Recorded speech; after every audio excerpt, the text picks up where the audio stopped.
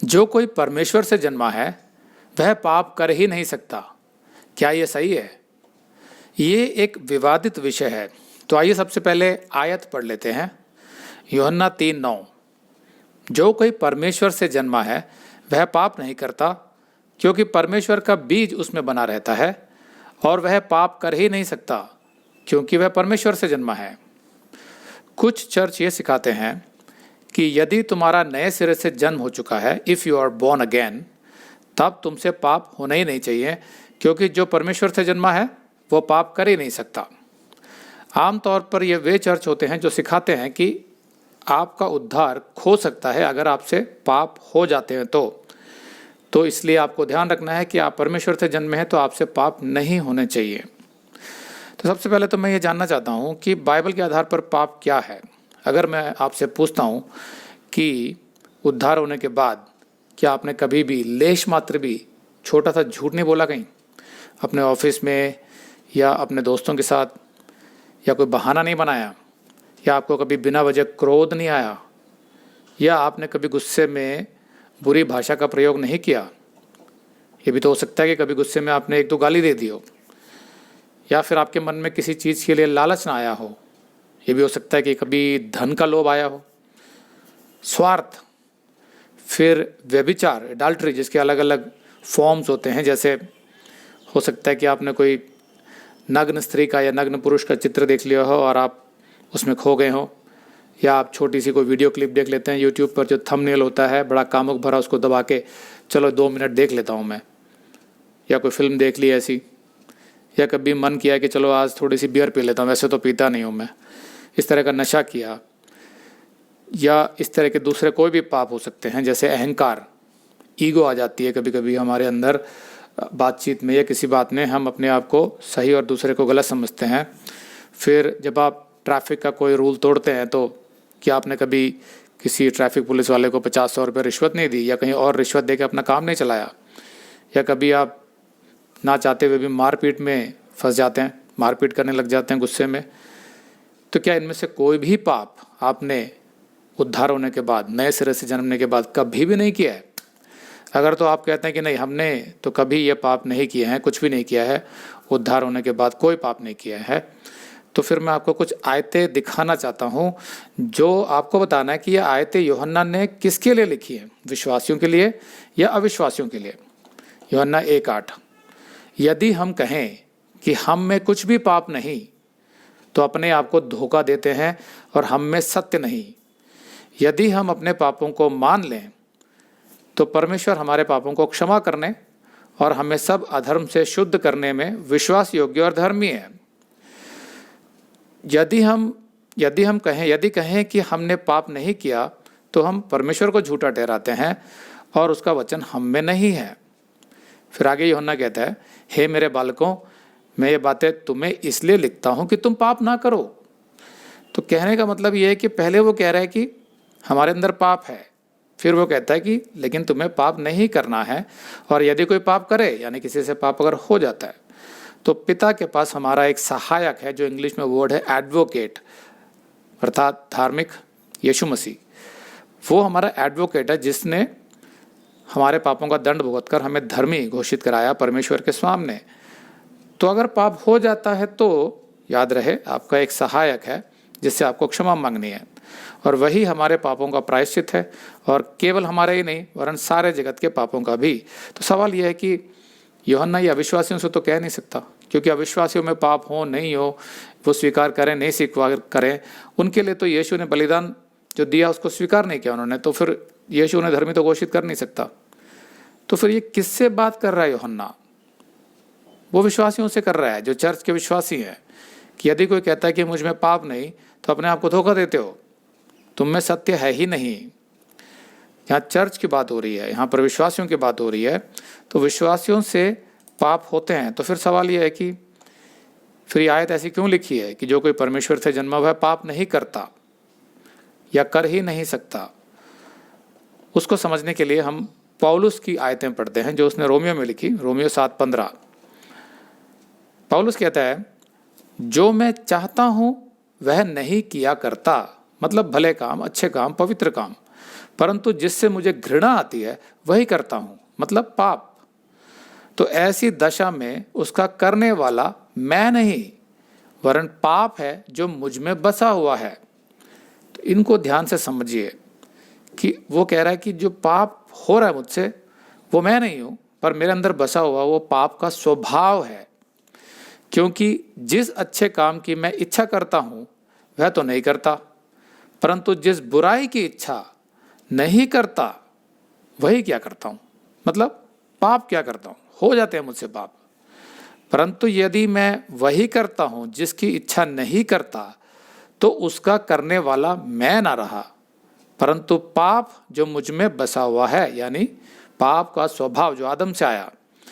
क्योंकि मैं भीतरी मनुष्यत्व से तो परमेश्वर की व्यवस्था से बहुत प्रसन्न रहता हूँ, यानी जो मेरा भीतरी मनुष्यत्व है, जो आत्मिक है, वो बड़ा आनंदित रहता है, परमेश्वर की व्यवस्था को समझता है, उससे बहुत आनंदित रहता है, उसको सही भी मानता है। परंतु मुझे अपने अंगों में दूसरे प्रकार की व्यवस्था दिखाई देती है जो सांसारिक है, जो मेरी बुद्धि की व्यवस्था से लड़ती है। बुद्धि की व्यवस्था कौन सी होगी? जो भीतरी मनुष्यत्व है, जो परमेश्वर की बातों को स्वीकार करता है। बुद्धि से मैं करता हूँ, मन से मैं करता हूँ, लेकिन जो मेरे अंग हैं, जो मेरा शरीर है, उसमें संसार की एक व्यवस्था दिखाई देती है और मुझे पाप की व्यवस्था के बंधन में डालती है जो मेरे अंगों में है। तो यहाँ पर ये बातें कोई साधारण मसीह नहीं लिख रहा है, यहाँ पौलुस लिख रहा है जिसने 13 पत्रियाँ लिखी हैं बाइबल में। वो कह रहा है कि पाप मैं करना नहीं चाहता, फिर भी मेरे अंदर जो पाप का स्वभाव है उसकी वजह से कभी कभी मुझसे पाप हो जाते हैं। स्पष्ट रूप से वो लिख रहा है। तो अब हम क्या माने कि भाई पौलुस, तुम्हारा उद्धार तो हो गया था, लेकिन तुमने फिर से पाप किया, इसलिए तुम्हारा उद्धार अब चला गया। क्या हम ये माने? नहीं, ये शिक्षा ही गलत है कि आपका उद्धार खो सकता है। उस हिसाब से तो पौलुस का भी उद्धार खो गया, क्योंकि बार बार वो ये कहता है कि मुझसे पाप होते हैं। एक ऐसी व्यवस्था है मेरे शरीर में जो मेरी बुद्धि की व्यवस्था से लड़ाई कर रही है। यानी मन से मैं मानता हूँ कि परमेश्वर की व्यवस्था, उसमें मैं पाप नहीं करता, मुझे पता है कि उसमें सच्चाई है, लेकिन शारीरिक रीति से जो एक व्यवस्था अलग से संसार की है, मेरे अंदर एक पाप का स्वभाव है, वो मुझसे पाप करवाता है कभी कभी। तो दो स्वभाव की बात हो रही है यहाँ पर, मतलब कि जो मेरा पुराना स्वभाव था, पुराना मनुष्यत्व, वो अलग था, उसमें पाप था। जो नया मनुष्यत्व है, नया स्वभाव है, वो जानता है कि पाप क्या है। पुराना मनुष्यत्व जो था उसको तो पता ही नहीं था कि पाप क्या है, इसलिए तो पाप में डूबा रहता था वो।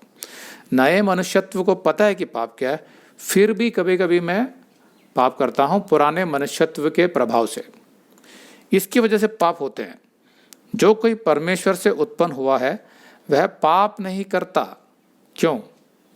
क्योंकि उसके भीतर एक नया स्वभाव है, और वह नया स्वभाव पाप नहीं कर सकता, क्योंकि वह नया स्वभाव पाप के दासत्व में नहीं है। उसमें शक्ति है पाप से लड़ने की, और यूहन्ना ने इस नए स्वभाव को परमेश्वर का बीज कहा है। तो वो जब नया स्वभाव आता है तो वो शक्ति आती है आपके अंदर कि आप पाप को ना कर सको, चाहे वो कुछ भी हो, व्यभिचार हो, नशा हो, या बेईमानी हो, झूठ हो, किसी भी प्रकार के पाप को उससे को मना करने की, उससे लड़ने की शक्ति आपके अंदर तब आती है जब आपका नए सिरे से जन्म हो जाता है, आपको नया स्वभाव मिल जाता है। वो नया स्वभाव आराम से मना कर सकता है। ये शक्ति आपके अंदर तब नहीं थी जब आपके अंदर सिर्फ एक ही प्रकृति थी, only one nature, old nature, पुराना मनुष्यत्व। नया स्वभाव जो परमेश्वर से मिला वो था ही नहीं आपके अंदर, इसलिए उसमें शक्ति नहीं थी, वो हीन था, वो हमेशा झुक जाता था पाप के आगे। उसे लगता था कि भाई इसके अलावा तो कोई रास्ता ही नहीं है, तो वो बहुत जगह पर पाप करता था क्योंकि वो कमज़ोर था। लेकिन अब ऐसा नहीं है, अब आपके अंदर वो शक्ति आ गई। जैसे कभी कभी क्या होता है कि जो पति होता है उसको पत्नी पर इतना गुस्सा आता है कि लगता है कि ज़ोर से थप्पड़ रसीद कर दे पत्नी को, लेकिन तभी उसके अंदर, क्योंकि वो मसीह है, पवित्र आत्मा उसे निरुत्तर करता है। पवित्र आत्मा जब निरुत्तर करता है तो वह शांत हो जाता है, और उसकी जो नया स्वभाव है, नई प्रकृति, उसका न्यू नेचर, जो आत्मिक स्वभाव है, वो कहता है कि नहीं, ये गलत है। मेरी पत्नी मुझसे प्रेम करती है और मेरा अच्छे से ख्याल भी रखती है। तो जब ऐसा उसके मन में आ जाता है तो वो अपने आप को नियंत्रित कर पाता है। उसके अंदर वो शक्ति है कि उस पाप में ना पड़ने की, वो शक्ति उसके अंदर। ऐसे ही कभी कभी पत्नी को लगता है कि आज तो मैं अपने पति का गला ही घोट देती हूँ, पता नहीं क्या समझता है अपने आप को। लेकिन फिर पवित्र आत्मा उसे निरुत्तर करता है अगर वो मसीह है तो, और वो याद करती है कि नहीं, मेरा पति मुझसे प्रेम तो करता है, कभी कभी झगड़े होते हैं, लेकिन सच्चाई ये है कि हम दोनों के बीच में प्रेम है, हम दोनों परमेश्वर के अधीन हैं, तो वो अपने आप रुक जाती है और उसका जो ये नया स्वभाव है उसको जब वो समर्पित कर देती है तो उसका वो गुस्सा चला जाता है। ऐसे आपने भी बहुत बार महसूस किया होगा, और ये इसलिए होता है क्योंकि एक मसीह के अंदर दो स्वभाव होते हैं, एक पुराना स्वभाव जो पाप का था और एक नया स्वभाव जो आत्मिक है, जो परमेश्वर की ओर से आपको मिला है। तो वो स्वभाव पाप नहीं कर सकता। जब आप उस स्वभाव में व्यवहार करते हैं तो वो पाप कर ही नहीं सकता, क्योंकि उसको पाप का विज्ञान है और उसको नियंत्रण करने की शक्ति भी है। तो यहाँ पर मैं आपको कुछ बातें बताना चाहता हूँ। मैं आपको मसीही की 3 पोजीशंस के विषय में बताना चाहता हूँ, तो कृपया ध्यान से सुनिए। पहला है जस्टिफिकेशन, हिंदी में न्यायोचित या दोष मुक्त। दूसरा है सैंक्टिफिकेशन यानी पवित्रीकरण, और तीसरा है रीजनरेशन यानी बोर्न अगेन, नए सिरे से जन्मना। ये तीनों अलग अलग बातें हैं जिनमें मसीही कभी कभी कंफ्यूज हो जाते हैं। तो पहला है जस्टिफिकेशन यानी न्यायोचित, दोष मुक्त। जब कोई व्यक्ति पापों से मन फिराकर यीशु मसीह को अपना उद्धारकर्ता के रूप में स्वीकार करता है तो उसमें एक जबरदस्त आत्मिक परिवर्तन होता है। परमेश्वर के सामने उसे एक नई पोजीशन दी जाती है, एक नया स्थान, जिसमें वो परमेश्वर की दृष्टि में धर्मी स्वीकार किया जाता है। इसको जस्टिफिकेशन, न्यायोचित कहा जाता है। मतलब एक ऐसा स्थान जहां मसीही दोष मुक्त कहलाता है, और मसीह का यह स्थान फिर कभी बदलता नहीं है। क्यों? क्योंकि परमेश्वर जो न्याय करने वाला है उसको अधिकार है किसी भी मनुष्य को उसके पाप का दंड देने का। लेकिन जब वो देखता है कि इस मनुष्य का दंड तो स्वयं यीशु मसीह ने भुगत लिया, और वो मनुष्य यीशु मसीह के बलिदान से मिलने वाली क्षमा को स्वीकार करता है, तो फिर उसके पाप के लिए परमेश्वर उसे दोबारा सजा नहीं देगा। तो इस वजह से क्या होता है कि परमेश्वर का जो न्याय है वो शांत हो जाता है जब वो देखता है कि इस मनुष्य ने यीशु को स्वीकार कर लिया और इसका दंड यीशु ने भुगत लिया, तो उसका जो न्याय है वो शांत हो जाता है। इसको बोलते हैं जस्टिफिकेशन। तो उसके तहत वो दोष मुक्त हो जाता है। तो ये है पहला जस्टिफिकेशन। रोमियो का 5:1 कहता है, सो जब हम विश्वास से धर्मी ठहरे, कर्म से नहीं, विश्वास से, तो अपने प्रभु यीशु मसीह के द्वारा परमेश्वर के साथ मेल रखें। रोमियो का 5:9, तो जबकि हम अब यीशु के लहू के कारण धर्मी ठहरे, तो उसके द्वारा क्रोध से क्यों ना बचेंगे। किसके क्रोध से? परमेश्वर के। इफिसियों का 2:8 यही कहता है, क्योंकि विश्वास के द्वारा अनुग्रह ही से तुम्हारा उद्धार हुआ है, और यह तुम्हारी ओर से नहीं वरन परमेश्वर का दान है, और न कर्मों के कारण, ऐसा ना हो कि कोई घमंड करे। तो स्पष्ट रूप से बाइबल सिखाती है कि किसी प्रकार का रीति रिवाज, धार्मिक क्रियाएं, इन सब से आपका उद्धार नहीं हो सकता। सिर्फ आपके विश्वास से और समर्पण से, उसी से आपका उद्धार हो सकता है। दूसरा है सैंक्टिफिकेशन यानी पवित्रीकरण। जब परमेश्वर द्वारा नए मसीही को दोष मुक्त और धर्मी ठहरा दिया जाता है, तब परमेश्वर उसे अपने उद्देश्यों के लिए, अपने कार्यों के लिए अलग करने लगता है, सेपरेट करने लगता है, कॉन्सेक्रेट करने लगता है, ताकि वो मसीही परमेश्वर की महिमा के लिए जी सके और उसके लिए काम कर सके। वो संसार से अलग कर दिया जाता है कि तुम पहले संसार के लिए जी रहे थे एक अलग जीवन, लेकिन अब तुम परमेश्वर के लिए जियोगे एक अलग जीवन। इस नई स्थिति को पवित्रीकरण कहा जाता है, सैंक्टिफिकेशन, और इसमें मसीही दिन प्रतिदिन बदलता जाता है, जो एक धीमी प्रक्रिया है, a slow but gradual process. कुछ दिन तो ऐसे होते हैं जहां हम यीशु के बहुत अधिक निकट होते हैं और उसकी आज्ञा का पालन अधिक तत्परता से करते हैं, वचन पढ़ते रहते हैं और इसके हिसाब से चलते हैं। लेकिन दूसरे कुछ दिन ऐसे होते हैं जब हम वचन से दूर हो जाते हैं और अक्सर सांसारिक पाप में गिर जाते हैं, कभी बड़े पाप तो कभी छोटे पाप। तो पवित्रीकरण एक धीमी लेकिन निरंतर प्रक्रिया होती है एक सच्चे मसीह के जीवन में, जहां उसको धीरे धीरे पापों से दूर किया जाता है। जो जितना वचन में बढ़ता जाएगा उसके पवित्रीकरण की प्रक्रिया उतनी तेज होती जाती है, क्योंकि परमेश्वर उसे दिखाता है और सिखाता है कि संसार में रहते हुए पवित्र जीवन कैसे जीना है। तो ऐसा नहीं होता कि जिस दिन उसका उद्धार हुआ अगले दिन से वो पूरा पवित्र हो गया और उसके सारे पाप खत्म हो गए। नहीं, ये एक लंबी और धीमी प्रक्रिया है और निरंतर प्रक्रिया है, जहाँ उसे वचन द्वारा ये समझाया जाता है। पवित्र आत्मा उसे समझाता है कि भाई ये पाप है, इसको छोड़ दो, ये पाप है, इसको छोड़ दो, ये पाप है। तो वो सीखता जाता है कि अच्छा ये भी मैं पहले करता था, ये तो पाप है, ये तो पाप है। तो वो पाप से धीरे धीरे दूर हो जाता है। इसको बोलते हैं सैंक्टिफिकेशन, पवित्रीकरण। तो ये एकदम से नहीं होता, धीरे धीरे होता है। तो पहला जस्टिफिकेशन था, ये सैंक्टिफिकेशन है। फिर दूसरा पत्रस 1:4 कहता है, परमेश्वर के सामर्थ्य ने हमें बहुमूल्य और बहुत ही बड़ी प्रतिज्ञाएं दी हैं, ताकि इनके द्वारा तुम उस सड़ाहट से छूटकर जो संसार में बुरी अभिलाषाओं से होती है, ईश्वरीय स्वभाव के संभागी हो जाओ। यह है सैंक्टिफिकेशन। संसार की सड़ाहट मतलब संसार में बहुत सारी सड़ाहट है, क्योंकि बहुत सारा पाप है। उसमें बेईमानी, लालच, व्यभिचार, भ्रष्टाचार, झूठ, फरेब, नफरत, ईर्ष्या, सब कुछ भरा हुआ है। बाहर से चकाचौंध है, लेकिन अंदर से सड़ाहट है। तो वो कहता है कि संसार की सड़ाहट से छूटकर जो बुरी अभिलाषाएं, जो पैसे का लालच, नाम का, एक बहुत ग्लैमरस लाइफ जीने का जो लालच शैतान देता है, उनसे तुम छूटकर ईश्वरीय स्वभाव के संभागी हो जाओ। यानी तुम्हारा स्वभाव अब परमेश्वर जैसा होता जाएगा। एकदम से नहीं होता, धीरे धीरे होता है। उसको बोलते हैं पवित्रीकरण। दूसरे कुरिन्थियों का 7:1 कहता है, आओ हम अपने आप को शरीर और आत्मा की सब मलिनता से शुद्ध करें। भाई क्या जरूरत है शुद्ध करने की? अगर आप उद्धार के टाइम ही शुद्ध हो चुके हो और आपके अंदर कोई पाप नहीं है, तो फिर पौलुस ये किसको कह रहा है? मसीहियों को कह रहा है वो, क्योंकि हमारे अंदर अशुद्धता है अभी भी। इसलिए सब मलिनता से शुद्ध करें और परमेश्वर का भय रखते हुए पवित्रता को सिद्ध करें। सिद्ध मतलब परफेक्ट करते जाएं।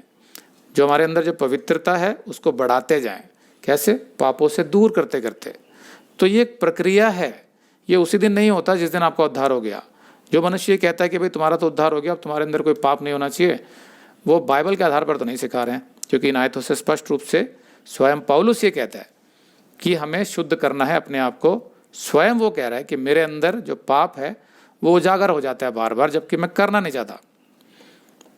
दूसरे कुरिन्थियों का 3:18 कहता है, परंतु जब हम सबके उघाड़े चेहरे से प्रभु का प्रताप इस प्रकार प्रकट होता है, जिस प्रकार दर्पण में, तो प्रभु के द्वारा जो आत्मा है, हम उसी तेजस्वी रूप में अंश अंश करके बदलते जाते हैं। मतलब कि जब हम प्रभु का वचन जब देखते हैं, तो इसके अंदर से जो चमक निकलती है, जो पवित्र आत्मा हमारे चेहरे पर डालता है, होता क्या है कि हम अंश अंश करके बदलते जाते हैं। वो चमक हमारे अंदर आती जाती है जो वचन में है। ये प्रक्रिया जो है ये धीमी है लेकिन निरंतर है और पवित्र आत्मा द्वारा कार्यरत होती है। ये जितना वचन में बढ़ते जाते हैं वो चमक हमारे अंदर, हमारे आत्मिक चेहरे में आती जाती है और हम धीरे धीरे करके अंश अंश करके बदलते जाते हैं। तो एकदम से नहीं होता, ये धीरे धीरे होता है। बहुत से पाप तो ऐसे हैं जो आप वचन में पढ़ते हो तब आपको समझ आता है कि हाँ पाप है, और उसी चीज़ को पहले आप नहीं समझते थे, लेकिन अब पवित्र आत्मा स्पष्ट कर देता है। आपको जो नई बुद्धि, नया स्वभाव मिला है और आपका वो नया स्वभाव एकदम उसको स्वीकार कर लेता है, क्योंकि आपका नया स्वभाव पाप करता ही नहीं है। उसको तो पाप का ज्ञान है, उसमें तो पाप से लड़ने की शक्ति है। तो वो उसको समझ जाता है और कहता है हाँ ये नहीं करना है मुझे। ऐसे आपकी ग्रोथ होती है एक मसीही के रूप में। तो ये जो पवित्रीकरण है ये न्यायोचित यानी दोष मुक्ति से अलग है। दोनों अलग अलग हैं। अब तीसरा है रीजनरेशन यानी बॉर्न अगेन, नए सिरे से जन्म लेना, जो आप सबने कई बार सुना है। नए सिरे से जन्माना पूर्ण रूप से परमेश्वर का कार्य होता है। मतलब उसमें हमारी कोई काबिलियत नहीं होती कि हम बोलें कि हाँ भाई मेरा हक बनता है मुझे नए सिरे से जन्माओ। नहीं, वो बिल्कुल परमेश्वर का कार्य होता है। जब हम अपने पापों से मन फिराकर यीशु को अपना एकमात्र परमेश्वर और उद्धारकर्ता स्वीकार कर लेते हैं और उसके बताए मार्ग पर चलने को तैयार हो जाते हैं, तो परमेश्वर रहस्यमय ढंग से हमें एक नया आत्मिक जीवन देता है जो किसी को दिखाई नहीं देता। रहस्यमय तरीके से वो आत्मिक जीवन हमारे अंदर प्रवेश करता है जिसको हम नया जीवन कहते हैं, न्यू लाइफ। मतलब पहले हमारे पास मात्र शारीरिक जीवन था, अ लाइफ ऑफ फ्लैश, सांसारिक जीवन, लेकिन अब हमारे पास एक आत्मिक जीवन भी आ गया है। इसका अर्थ है कि हमारे पास दो स्वभाव हैं। एक है आदम से मिला पाप का स्वभाव और दूसरा परमेश्वर से मिला पवित्र स्वभाव। तो इस तरह मसीह को मसीह को यानी यीशु मसीह को स्वीकार करने वाले मनुष्य के जीवन में एक अद्भुत परिवर्तन आता है। तो जस्टिफिकेशन अर्थात दोष मुक्ति का अर्थ है परमेश्वर के सामने धर्मी ठहराकर खड़ा किया जाना। सैंक्टिफिकेशन अर्थात पवित्रीकरण का अर्थ है कि उद्धार के बाद परमेश्वर के वचन के द्वारा धीरे धीरे पापों से दूर होना और परमेश्वर के काम के लिए अलग किया जाना।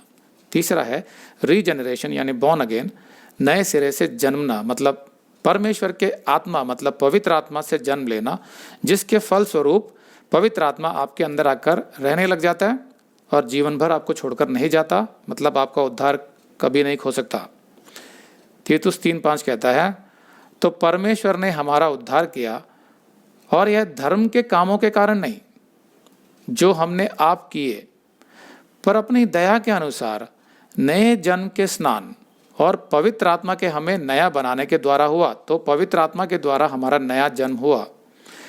परमेश्वर के परिवार में प्रवेश करने का एकमात्र तरीका यीशु मसीह पर विश्वास करना और इस नए जन्म का अनुभव करना है, तो आप परमेश्वर के परिवार में प्रवेश पा जाते हैं। जिसका यह विश्वास है कि यीशु ही मसीह है, जीसस इज द क्राइस्ट, वह परमेश्वर से उत्पन्न हुआ है। 1 यूहन्ना 5:1। तो अब हमारे अंदर दो मनुष्यत्व आ गए, एक पुराना मनुष्यत्व और दूसरा नया मनुष्यत्व, मतलब पुराना स्वभाव और नया स्वभाव। हालांकि हमने अपने पुराने स्वभाव को यीशु के साथ क्रूस पर चढ़ा दिया था ताकि आगे हम पाप के दासत्व में ना रहें, लेकिन ऐसा हमने अपने माइंड में यानी अपनी बुद्धि में किया था। हमें अपने मन से पता है कि हमने अपने आप को क्रूस पर चढ़ा दिया। हम चाहते हैं कि हमारा जो पापी स्वभाव है वो यीशु के साथ क्रूस पर मर जाए। तो ये हमने अपने माइंड से किया। मतलब जब तक हम इस तथ्य को अपने व्यवहारिक जीवन में हर रोज लागू नहीं करेंगे, जो हमारा माइंड, हमारा विवेक, हमारी बुद्धि समझती है, जब तक हम उसे रोज लागू नहीं करेंगे तब तक हमारा नया आत्मिक मनुष्य उन्नति नहीं करेगा और हमसे पाप होते रहेंगे। इसलिए पौलुस कहता है 2 कुरिन्थियों के 4:16 में, इसलिए हम हियाव नहीं छोड़ते, यद्यपि हमारा बाहरी मनुष्यत्व जो पाप का मनुष्यत्व है नाश भी होता जाता है, तो भी हमारा भीतरी मनुष्यत्व जो आत्मिक मनुष्यत्व है दिन प्रतिदिन नया होता जाता है, क्योंकि वो बढ़ रहा है, वो विकास कर रहा है और पुराना ढल रहा है, पुराना मनुष्यत्व। तो ये ध्यान रखना है। तो पौलुस को ये कहने की ज़रूरत ही क्या थी अगर उसके अंदर पाप नहीं होता? तो उसके अंदर पाप है जो वो नहीं करना चाहता, फिर भी करता है, लेकिन उसका उद्धार नहीं होता, क्योंकि उसके अंदर एक प्रक्रिया चल रही है सैंक्टिफिकेशन की। उसको अलग किया जा रहा है परमेश्वर के काम के लिए। हम सब मसीहियों का भी यही है अवस्था। हम सब के अंदर भी दो स्वभाव हैं। तो पुराना पाप का स्वभाव धीरे धीरे कम होता जा रहा है, नया जो पवित्र स्वभाव है वो धीरे धीरे बढ़ते जा रहा है, क्योंकि हम वचन में बढ़ रहे हैं। जो नहीं बढ़ेगा वचन में, उसका वो नया स्वभाव विकास नहीं कर पाता।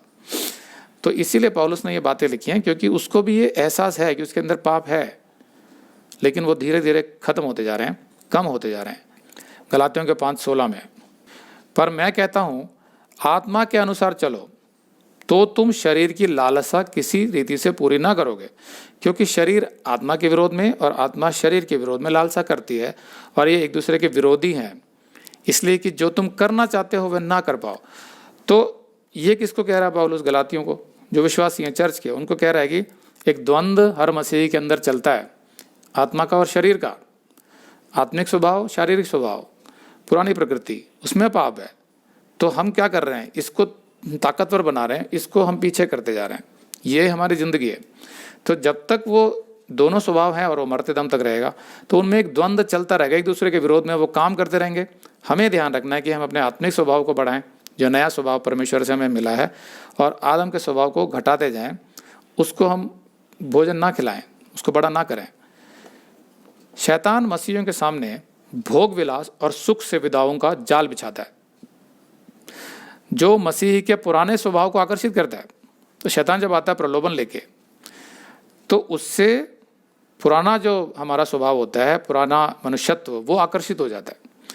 लेकिन उस मसीह के भीतर मौजूद उसका जो नया ईश्वरीय स्वभाव है, वो शैतान के प्रलोभन की तरफ आकर्षित नहीं होता। शैतान का प्रलोभन उसे अपील नहीं करता। तो अब अगर मसीह अपने पुराने स्वभाव के आगे झुक जाता है, तो वो शैतान के प्रलोभन में फंस सकता है और निश्चित पाप करेगा।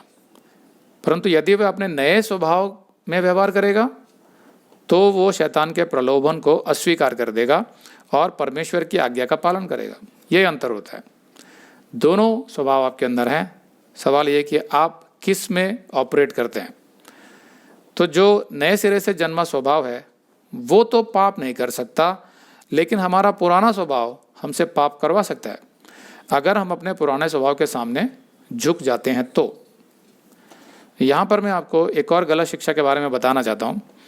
यूहन्ना के दिनों में कुछ झूठे शिक्षक सिखाने लगे थे कि एक मसीह को पाप के बारे में चिंता करने की आवश्यकता नहीं है, क्योंकि पाप तो केवल शरीर करता है और उससे मसीह की आत्मा प्रभावित नहीं होती।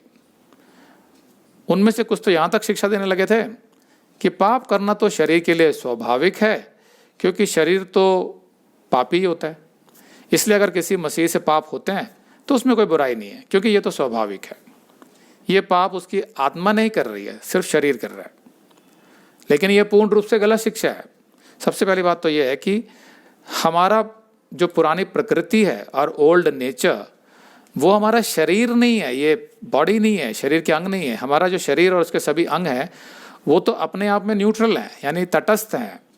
शरीर का उपयोग हमारा पुराना मनुष्य भी कर सकता है और नया मनुष्य भी। तो शरीर तो न्यूट्रल है। इसे कहते हैं ना कि भाई कोई भी कर सकता है मेरा उपयोग, उस तरीके से है शरीर। तो अगर हम अपना शरीर अपने नए मनुष्य को सौंपेंगे तो हमारा शरीर आत्मिक रीति से व्यवहार करेगा और पाप नहीं करेगा। लेकिन अगर हम हमारे शरीर को पुराने मनुष्य के हाथ में सौंपेंगे तो हमारा शरीर निश्चित रूप से पाप में पड़ जाएगा।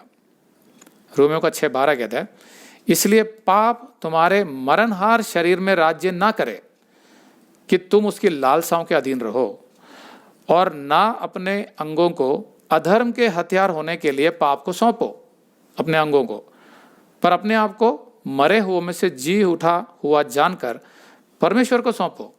यानी चुनाव आपको करना है कि आपका शरीर किसको सौंपना है। तो परमेश्वर को सौंपो और अपने अंगों को धर्म के हथियार होने के लिए परमेश्वर को सौंपो। सारे अंग जो हैं अपने नए मनुष्य को सौंपो, जो परमेश्वर का स्वभाव रखता है उसको सौंपो। तो शरीर का जो इस्तेमाल वो करेगा वो अच्छा होगा, वो पवित्र होगा। लेकिन पुराने मनुष्य को सौंपोगे तो वो तुम्हारे शरीर से पाप करवाएगा। तो ये दोनों में अंतर है। एक मसीह के हृदय में मौजूद परमेश्वर का वचन उसे हमेशा पाप से दूर रखने में मदद करता है। भजन संहिता 119:11 कहता है, मैंने तेरे वचन को अपने हृदय में रख छोड़ा है कि तेरे विरुद्ध पाप ना करूं। ये वचन बहुत बड़ी शक्ति होती है। जब जितना वचन पढ़ते जाते हैं और हर बातें आपको पता होती है वचन की, उस समय जब पाप सामने आता है आपको प्रलोभित करने के लिए, तो वचन में इतनी ताकत होती है कि वो उसको पाप को धकेल के दूर कर देता है। लेकिन आप वचन में अगर नहीं पढ़ते हैं, इतनी जो पूरी किताब दी हमें, इसको आप नहीं पढ़ते हैं, ना संदेश सुनते हैं, वीडियो देखते हैं, कुछ भी नहीं करते हैं, तो आप में शक्ति नहीं है पाप को धकेलने की। पाप आपको धकेल देगा। इस बात का ज़रा ध्यान रखिए। तो यदि वह पाप करता है, यानी कोई भी मसीही, तो उसे तुरंत परमेश्वर के सामने अंगीकार करना चाहिए और क्षमा मांगनी चाहिए, तब उसके पाप क्षमा हो जाते हैं। लेकिन ऐसा नहीं है कि उससे पाप नहीं होगा। याद रखिए, मसीह के पास पाप से लड़ने की अब शक्ति है, पवित्र आत्मा, जो पहले उसमें नहीं थी। इसलिए उसे पाप के आगे झुकने की कोई आवश्यकता नहीं है। अपने शरीर को अपने भीतर स्थित पवित्र आत्मा को समर्पित करने के द्वारा मसीही उस शक्ति को प्राप्त करेगा जो उसे परीक्षा में विजय दिलाएगी। बाइबल सिखाती है कि एक है पहला आदम, फर्स्ट एडम, जिसके द्वारा हमारे अंदर पाप का स्वभाव आया, और एक है अंतिम आदम, लास्ट एडम, अर्थात यीशु मसीह, जिससे हमारे अंदर नया आत्मिक स्वभाव आया, जैसा पहले कुरिन्थियों के 15:45-49 में लिखा है। तो उदाहरण के लिए मैं आपको समझाता हूँ। समझ लो कि शैतान कोई प्रलोभन लेकर आपके दरवाजे पर खटखटा रहा है। आप अंदर हैं, आपके अंदर दो स्वभाव हैं, एक तो पुराना मनुष्यत्व जो पाप का स्वभाव है, और दूसरा नया मनुष्यत्व जो परमेश्वर की ओर से एक नया स्वभाव आपको मिला है। तो ये दोनों सुन रहे हैं उस प्रलोभन की खटखटाहट को जो शैतान लेके आया है, जो पाप है। आप इसमें से किस मनुष्य को दरवाज़ा खोलने के लिए भेजते हैं, उस पर निर्भर करेगा कि आप पाप में फंसेंगे कि नहीं फंसेंगे। अगर आप पुराने मनुष्य को भेजेंगे, वो प्रलोभित हो जाएगा, पाप में फंस जाएगा। लेकिन अगर आप नए मनुष्य को भेजेंगे दरवाज़ा खोलने के लिए, वो शैतान को भगा देगा वहाँ से, क्योंकि उसमें शक्ति है, तब आप पाप में नहीं फंसेंगे। तो उम्मीद है कि आपको समझ आ गया होगा कि नए सिरे से जन्मा आपका नया स्वभाव पाप कर ही नहीं सकता, लेकिन जो आपसे पाप करवाता है वो आपका पुराना स्वभाव है जिस पर आपको विजय पानी है वचन में बढ़ने के माध्यम से। उस स्थिति में आप अपने नए स्वभाव, नई प्रकृति, न्यू नेचर को समर्पित होते जाएंगे और पाप नहीं करेंगे, क्योंकि आपका नया स्वभाव पाप कर ही नहीं सकता। आमीन।